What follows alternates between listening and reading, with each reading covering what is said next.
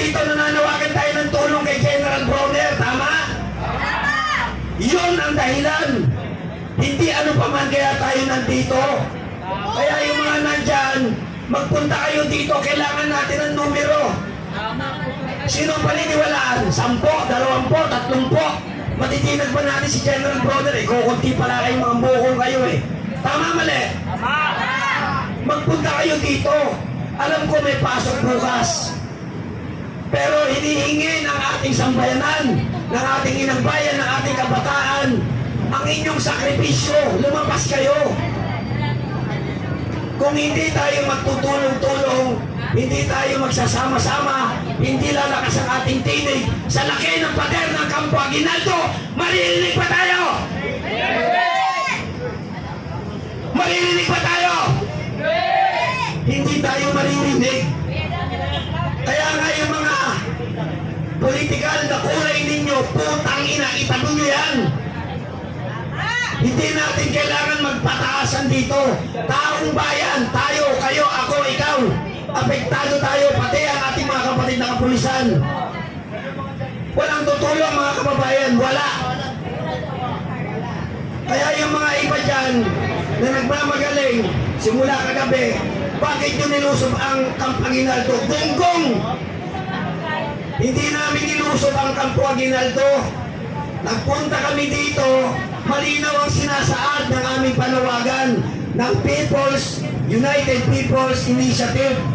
General Bronner, pumanig sa bayan, pumanig sa kinabukasan.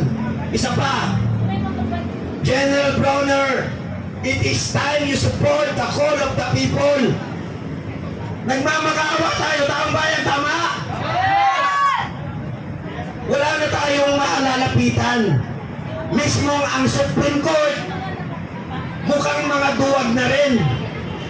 Sapagkat hanggang ngayon, indefinite, hanggang 2025 na alam naman natin, napakaraming inilagay na putang inang insertions, hanggang ngayon hindi dinidinig.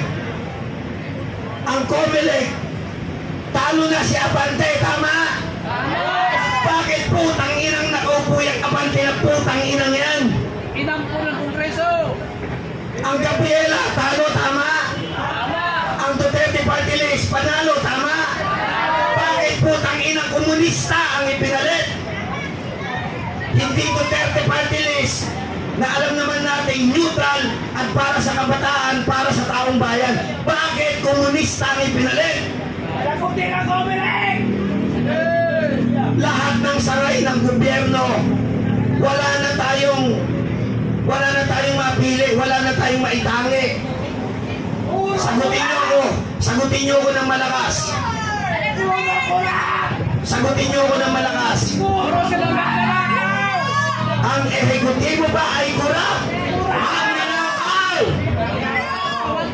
Ang judiciary ba ay walang pakialam? Wala! Eh, paano yung Kongreso? Anong meron na doon? Magnanakaw! Ulit, anong meron na doon? Magnanakaw! Putang ina nyo, huwag nyo kaming gaguhin. Ang ipinalit ko kay Tambaloslo, si Bojiti, isang land grabber, at isa rin mukhang pera. Isang mandambong. Galing sa pamilya ng dinastiya, si Bojiti. Sino ginagago nyo mga putang ina nyo? Ginagago ba tayo? Ginagago ba tayo? Bakit nandiyan pa rin kayo nanunood? Hindi kayo magpunta rito. Punta na kayo. Hindi natin inaaway ang kasundaluhan. Lalo na ang ating Chief of Staff. Nandito tayo. Gusto nating iparamdam na hirap na tayo. Galit na ang taong bayan. Pero umiiyak na lang tayo sa ngit-ngit. Wala tayong magawa, putang inang gobyerno to, tama? Sino ang tutulong sa atin? Sabi ng konstitusyon, ang Armed Forces of the Philippines shall protect its citizens, protect the people, protect the state. Tama? Tingnan ninyo yung mga kapulisan natin, mga kapatid. Tayo lang ang nagkakandak ng mga pagpupulong na wala silang hawak na kalasag. Bakit? Alam nila, hindi nila tayo kalaban. Tama? Sino ang kalaban? Ang magnanakaw! Ang magnanakaw! Ilang doble meron ang pader ng Campo Aguinaldo at gaano kalakas na tatagos ang ating tinig para pakinggan tayo ng ating mahal na general. Taong bayan, kailangan namin kayo. Gusto nyo bang matapos ang taon na to na ginagago tayo? Hindi! Gusto nyo bang matapos ang taon na to na inuulol tayo sa investigasyon sa Kongreso? Hindi! Gusto nyo bang matapos ang taon na to na pinapaikot pa rin tayo ng putang inang gobyerno? Hindi! Sino ang tutulong? Sabay-sabay! Tawagin natin! General Ronel! Isa pa! General Ronel! Lakasan! General Ronel! Halika na po kayo! Nagsusumbong kami sa inyo! Hindi kami nandito para guluhin ang Campo Aguinaldo. Wala nang matakbuhan ng bayan eh. Ang Supreme Court, mukhang tuwag na rin at pahag ang buntot. Ilang beses na hanggang ngayon, hanggang 2025, ay hindi dinidinig ang Maharlika Fund, ang PhilHealth funds, at kung ano-ano pang mga pera, napakaraming pera. Putang ina, ninakaw na. Papayag pa ba tayong ganon? Hindi! Ilabas yun, litik nyo sa leeg. Papayag pa ba tayong ganon? Hindi! Huwag tayong pumayag. Kaya yung matatapang dyan sa social media, samahan nyo kami dito. Ang kailangan nila, maipakita natin na tunay ang bansang Pilipino, iyak na, sakit na. Eh kung sasampu tayo dito, sino maniniwala sa atin? Meron ba? Wala! Lumabas kayo! Yan ang tanging solusyon. Nandito kami, 5 araw na kami. Hindi kami nagrereklamo, pero ang ginagawa namin para din sa taong bayan, para sa inyo. Pero kayo, nandyan kayo sa social media, puro lang kayong tapang, wala naman kayong magawa. Kung ganito ang mangyayari sa ating bayan, kung walang natitirang matapang na Pilipinong lalaban, putang ina, matulog na lang tayo pare-parehas. Sama? Pumunta na kayo dito, magsalita kayo dito, manawagan kayo, mabuhay ang Pilipinas! Mabuhay! Teka lang, may sisingin lang ako. Nakikita ko yung mga posts ni Sas, nila Joey, yung mga favorite vloggers natin. Ang dami-daming likes! Ano, puro likes na lang? Asan ang pictures? Nasan kayo? Yung mga puro likes, puro nood ng vlog, puro reklamo sa Facebook, pero wala naman kayo dito. Oh, ano na? Diba? Puro tayo mabuhay ang Pilipinas sa Facebook. Labas! Pero lumabas kayo! Kasi kailangan namin kayo dito. Oh, ayun lang po. Pasensya na, bukso lang ng damdamin kasi nakaka-frustrate na eh. Nakarapatan mo yan, kuya, bilang isang Pilipino. Pilipino tayong lahat, dapat magsasama-sama tayo lumaban. Hindi po ako nakainin. Yun lang po, salamat. Okay. Maraming salamat, kuya. Totoo naman po ang sinabi ni kuya. Huwag kayong matapang sa social media. Pumunta na kayo dito. Ngayon naman po, pakinggan natin ang isang boses naman. Boses ng galing din sa malayo. Boses ng ating kasamahan. Boses ng isang social media personalities din po. Boses ni Jun. Kuya Jun Abinis. Pakinggan po natin. Wala ba tayong mga kamay dyan? Magandang gabi, Pilipinas! Magandang gabi, mga Pilipino! Ako po si John Abinis. Taga Cebu po ako. I am an accountant and I am a law graduate. For 20 years, I've been a finance and accounting executive in export industry. Tapos, executive din ako sa real estate sa Cebu and Visayas. So, most of my life I've worked in the corporate atmosphere. Tapos, I started writing about national politics in 2020. Actually, I started in 2016. But in 2020, when I started writing about Tatay Digong, I always have a viral article. But I stayed as corporate employee pa rin, executive sa real estate. But my heart keeps on telling me, you don't belong there. Dapat tutulong kang pukawin ang natutulog na bansang Pilipinas. So, madalas akong mag-viral sa social media. I'm more into English writing, tapos political analysis, tapos I've had my share ng mga tinatawag na viral. In fact, this year, nung nagsulat ako about GAA, nagalit ang Malacanang at si Tory nagpasikat. Kaya yung bahay ko sa Cebu, ni-raid ni Tory with at least 20 CIDG officers para kunin yung cellphone ko at mga computer para lang maharas ako. Tapos sinabi ko sa sarili ko, ano bang nagawa ko? Ang sinabi ko lang naman ay ang totoo.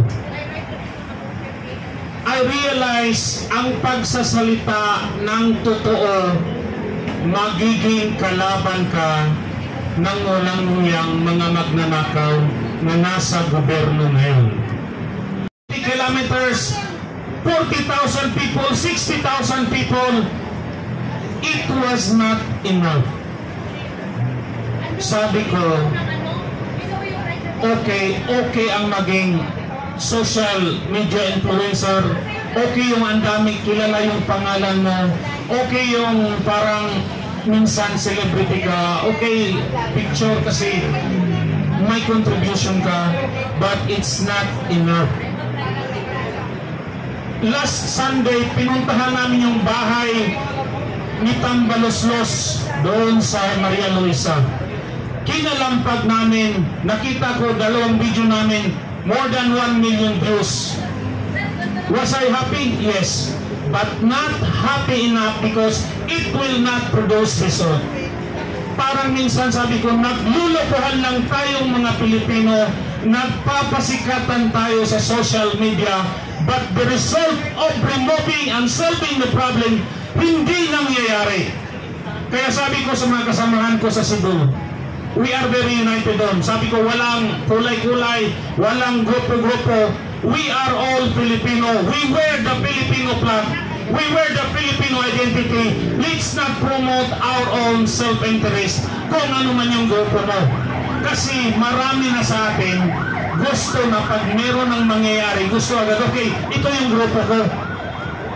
Nakikita ko sa atin ang nangyayari, parang bootlicker na lang yung pagiging makabayan natin. Kaya sabi ko, okay, I will go to Manila because nasa Manila ang center of power.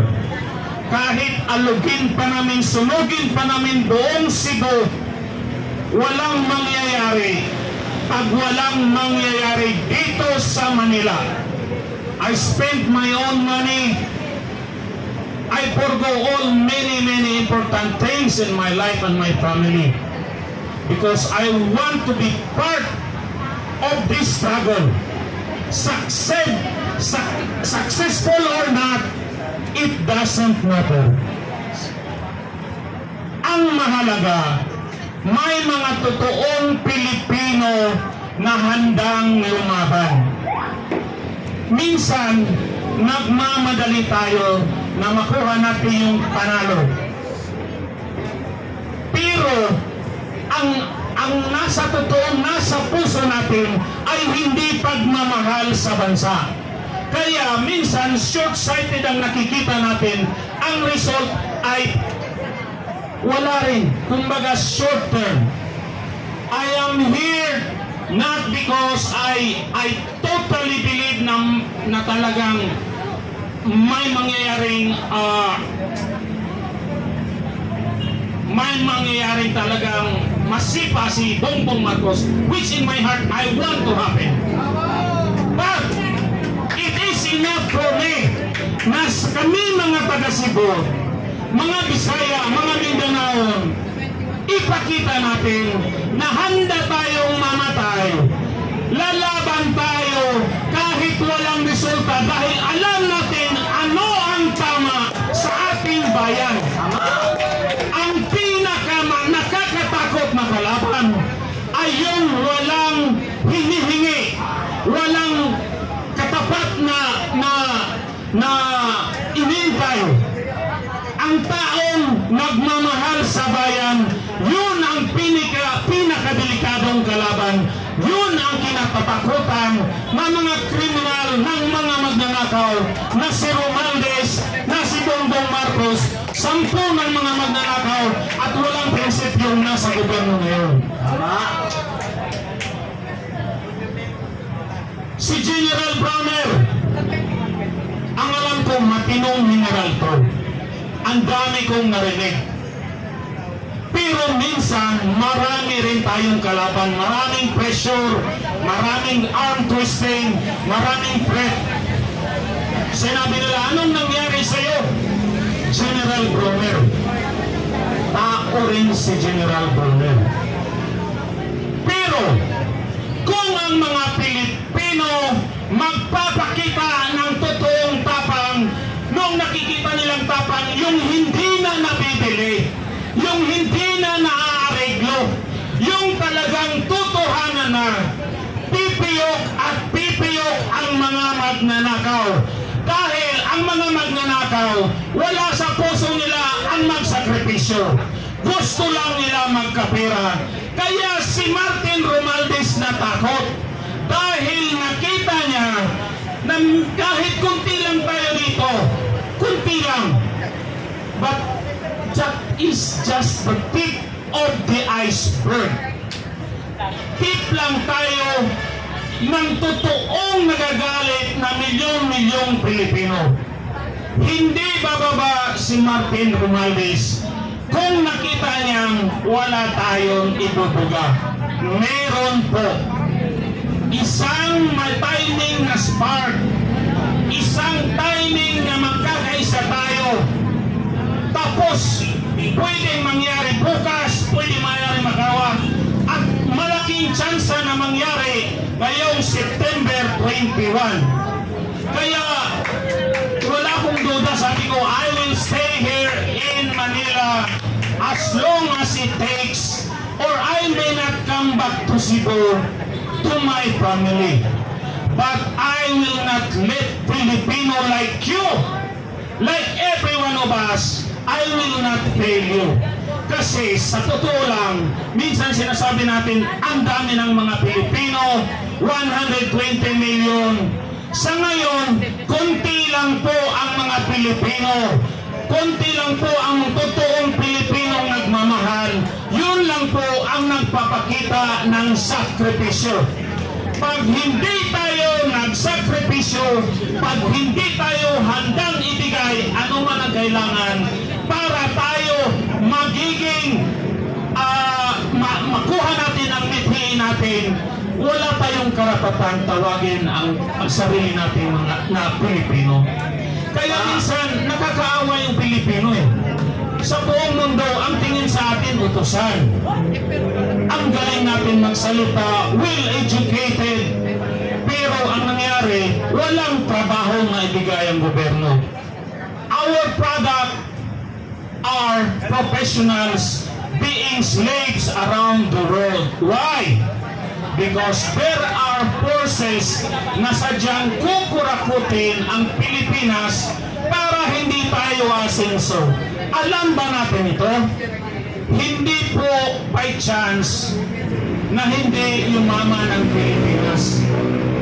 ang pagiging kurakot ang nakawan ay sinasadya po yan. Dahil ang mga Pilipino ay isa sa pinaka-talented na race sa buong mundo at meron tayong mga resources na pag tayo ay nagkaisa, wala yung Singapore ang liit. Kahit ang Japan, kaya natin yan. Ang kailangan lang natin matinong liderato at matinong mamamayan na handang lumaban kung ano ang tama. Kaya hindi ako nang hinayang sa mga panahon na ginugugol ko. I've never been happier. Right now, I don't have a 9 to 5 job. Morning until 5. I am now a consultant. But no matter what, there is joy in my heart because I see a lot of heroes like Marcolita, like Tatay Digong, like all those in the government also fighting for us. Sabi ko, marami tayo. Ang kaso, hindi lang tayo nagkaisa na okay, at one time, magkaisa tayo, gagawin natin, tatalunin natin. Pero walang duda, marami na po tayong Pilipino ang gising, lalo na ang mga OFW. Ang isa sa pinakagising na sektor sa mga Pilipino ay ang mga OFW. Nakita nila kung paano naunlad ang mga ibang bansa na wala namang resources at walang talent. Tayo andito na sa atin lahat eh. Kaya dapat lang tayong mga Pilipino matutong mahalin ang kapwa natin Pilipino. Dahil sa nakikita natin, tayo lang nasa baba ang nagreklamo, pero yung nasa ibabaw na kunti lang sila, hindi natin masipa-sipa. Kaya andito ako, sabi ko, okay, with my wife, Tita, sabi ko, okay, punta tayo ng Manila. Let's forget everything. I want to go home, Cebu, na ipanapok sana ang presidente. Dapat na siyang bumaba. Dahil nakikita ko na yung matatapang eh. Nakikita ko na yung mga retired generals, retired colonels, officers na handa na po sila ano man ang mangyari. Sabi ko, kung meron tayong mga matatapang na tulad nila, ako wala eh. Binigay ko na, matagal ko nang sinabi nung niraid ako ni Tore. Sinabi ko kay Tore, kung talagang matapang ka, magkita tayo one-on-one. Kasi tinawanan niya ako eh. Ano raw ako, iyakin daw ako. Kaya the next day sabi ko, Tore, kung talagang matapang ka, I want to meet you face to face. Tayo lang dalawa. You can choose any kind of fight. I just want to test you kung talagang matapang ka. Episode naman pala talaga story. After that, hindi na nabanggit ni Tore ang pangalan ko. Pinagsilbihan ni Tore ang bangag na administration. Anong nangyari sa kanya ngayon? Sinipa, nabudol. Kaya ganun ang mensahe kay General Bronner. General Bronner, ang nangyari kay General Tore, papayag ka sa hindi, mangyayari sa iyo. Dahil ang boss niyo po ay hindi matitinong tao. Mga kriminal, manggagamit at mambubudol. Kung nakaya nilang ipakulong, ikidnap ang taong nagpalibing ng kanilang ama, sino ka ba, General Bronner? Kung nakaya nilang i-prosecute si Inday Sara na nagpapanalo kay Bongbong Marcos, walang President Marcos kung walang Inday Sara, nakaya nilang saksakin sa likod, sino ka ba, General Bronner? Totoo, nakikiusap kami sa iyo. But we will fight with or without you. We may succeed, we may not, we may die. maaring magiging ang Marcos magiging dictator in the next 30 years. But there will be always Filipino heroes willing to die, willing to shed their blood for the freedom of Filipino. Because we are not Filipinos for nothing. Maraming salamat po sa napakamarlalim ng mensahe. Hanggang Facebook lamang. Kung hanggang Facebook lamang, paano kaya ang tanong ko kung noong 1986, noong yung People Power Monument na yan na tinitingnan ngayon, may Facebook din nun kaya, hanggang Facebook na rin kaya mga Pilipino lang. Sana po ay maantig na ang ating mga damdamin, na tayo ay magsama-sama at iparating natin sa ating mga leader ngayon na hindi sila ang Panginoon, kundi ang taong bayan na nagbigay ng kapangyarihan sa kanila. Maalala nila yung sinumpali lang tungkulin na dedepensa ng konstitusyon at mamahalin at mauunlarin ang bayan natin. Pero ngayon sa sitwasyon natin, hindi na po. Kami po ay nagpunta dito, kasama po ang aming pinakamama na kaibigan, si Miss Vivian Velez, at si General Police po ay inibitahan po kami para nga po magsama-sama tayo dito ngayon mula po sa Batasan. Kahit pa paano konti, nagwagi tayo dahil napalitan na si Tambaloslos, pero hindi pa rin, same pace lang yon.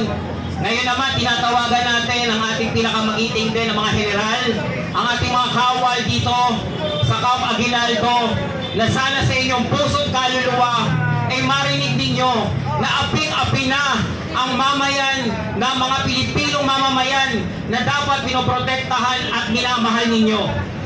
Aping-api kami kasi wala kami kapangyarihan na pumili na sarili naming speaker. Wala kami kapangyarihan na pumili na sarili naming kongresista. Kahit tuwit-tuwi na natatalo kami ng 500 na 1,000, pa nagbobotohan na yung matino ang talo, ang inihalal natin, yung korap. Kaya paulit-ulit lang tayo sa suliraning ito. Paulit-ulit lang tayo. Magtakin mo yun yung previous, yung monumento na 1986. Ngayon nandito na naman tayo, sumisigaw na naman tayo ng katarungan na naman, nasinigaw na nila. Sana nagtanda na tayo ng 1986. Sana ginawa na natin yung tama. Pero ito na naman tayo, mali na naman. Paano tayo huhusgahan ng mga anak at apo natin? Mali! Pag hindi natin ikinuwid. At nandito tayo, kahit sabihin nyo konti tayo, alam ko dyan sa mga live ninyo, milyon-milyon na nanonood, naghihintay, katulad ng sinabi ng kanina speaker, naghihintay lang sila kung kailan ba sila lalabas. Yan din ang tanong namin sa inyo kung kailan kayo. At least kami, alam namin, itinuwid namin ang pagkakamali namin noong 2022 na nanindigan kami kuno sa unity sinasabi niya. Pero anong nangyari? Naging unitae. Diba?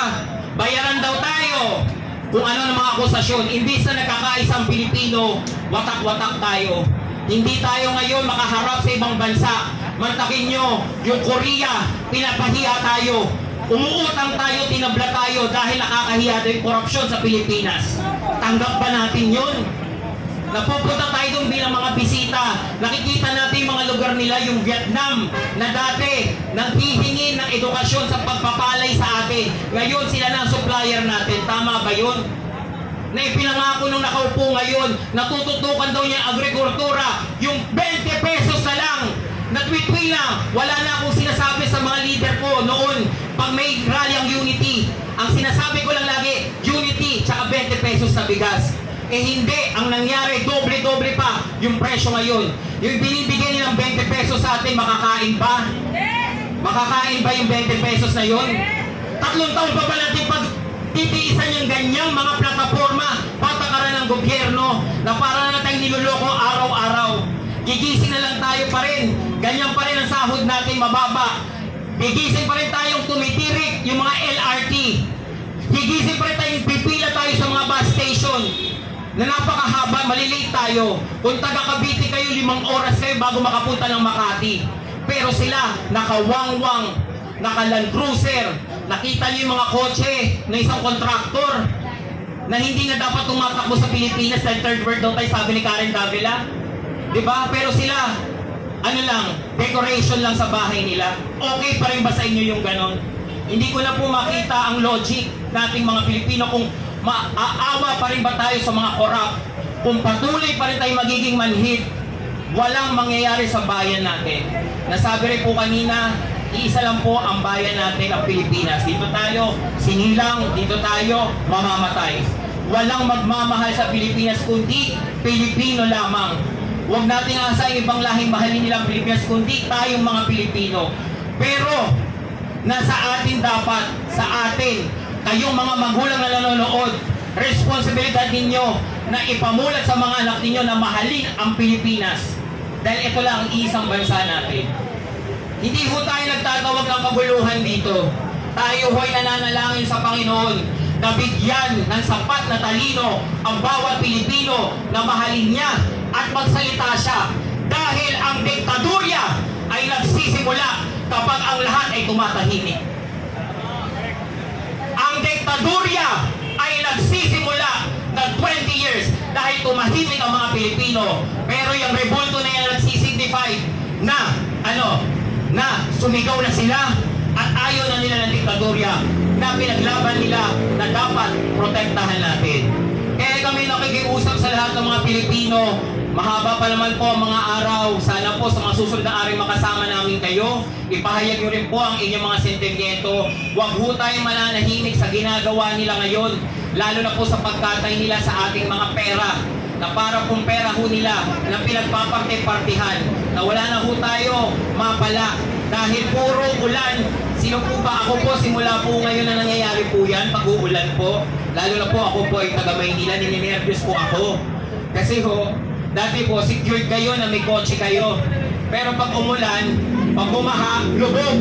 Pantagin nyo, ilang taon mong huhulugan yung kotse na yun. Tapos biglang babahain lang. Wala ka ng kotse. Yung bahay na pinag-ipon-ipunan mo sa pag-ibig, pag binahala ng isang bagyo. Dahil sabi nga ng nakaupo ngayon, ang dami daw niyang flood control na proud na proud siya last year. Ngayon sinisisi niya na yung mga contraspista at mga congressman na wala na siyang pinalaman, pero siya ang pumirma ng gaan ng 2025. Yan ang leader natin. Ayaw umamin ng pagkakamali. Paano mo sasabing leader siya? Kung ayaw niya mismo, siya mismo umamin ng pagkakamali niya. Kaya nawa po, nakikiusap po kami sa Panginoon. Sana po bigyan tayo ng lakas sa mga susunod pang araw. At sa ating mga magigiting na pulis, nagpapasalamat po kami sa ginagawa niyo pong pagprotekta sa amin ngayon. At sa kalayaan po namin mag-express ang aming saloobin. At sa mga sundalo rin po, lalo na po yung mga retired, na talaga lang pong sinasaluduhan natin, nagbuwisan ng kanilang buhay para sa bayan. Ngayon muli tumatawag para magkaisa tayo. Magkaisa tayo. Okay. Yun. Muli po, ako po si Daniel Nobleza, Pilipino, nagmamahal sa Pilipinas, at hindi po tayo titigil sa ating pagsigaw ng tama na, sobra na, magising na tayo, bansang Pilipinas, mabuhay ang Pilipinas, mabuhay tayong lahat. Maraming salamat mga kapatid. Nobleza. Muli ngayon po sa mga kababayan ko